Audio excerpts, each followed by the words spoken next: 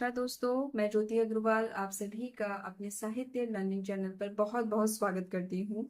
इस वीडियो के माध्यम से आज हम हिंदी साहित्य के काल विभाजन को समझेंगे। आखिर काल विभाजन को समझना क्यों आवश्यक है? देखिए दोस्तों, जिस प्रकार से मनुष्य को समझने के लिए हम उसके आसपास के वातावरण, उसके दोस्तों को, उसके सगे संबंधियों को जानने समझने की चेष्टा रखते हैं ताकि हम उस मनुष्य को भली भांति समझ सके। उसी प्रकार से हिंदी साहित्य जगत में आने वाले प्रत्येक कवि या लेखकों के ऊपर उनके काल में आने वाली प्रत्येक सामाजिक, आर्थिक, राजनीतिक या ऐतिहासिक परिस्थितियों का प्रभाव उनकी रचनाओं पर देखा जा सकता है।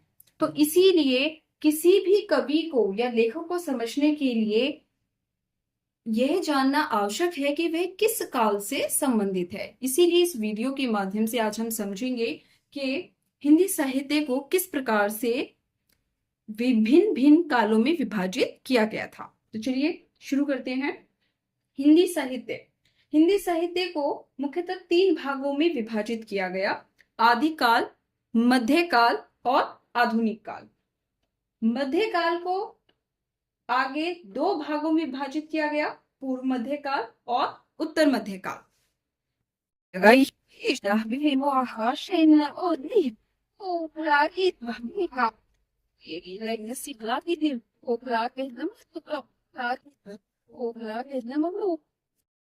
निगुण भक्ति शाखा को 2 भागों में विभाजित किया गया है: ज्ञान मार्गी शाखा और प्रेम मार्गी शाखा।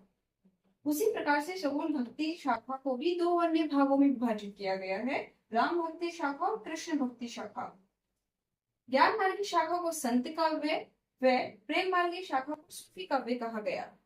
इसी प्रकार से दोस्तों, ज्ञान मार्गी शाखा यानी कि संत काव्य के अंतर्गत आने वाले प्रमुख कवि में कबीरदास, रैदास, नानक, दादू दयाल, रज्जब दास, सुंदरदास, मल्लुकदास और धर्मदास प्रमुख है।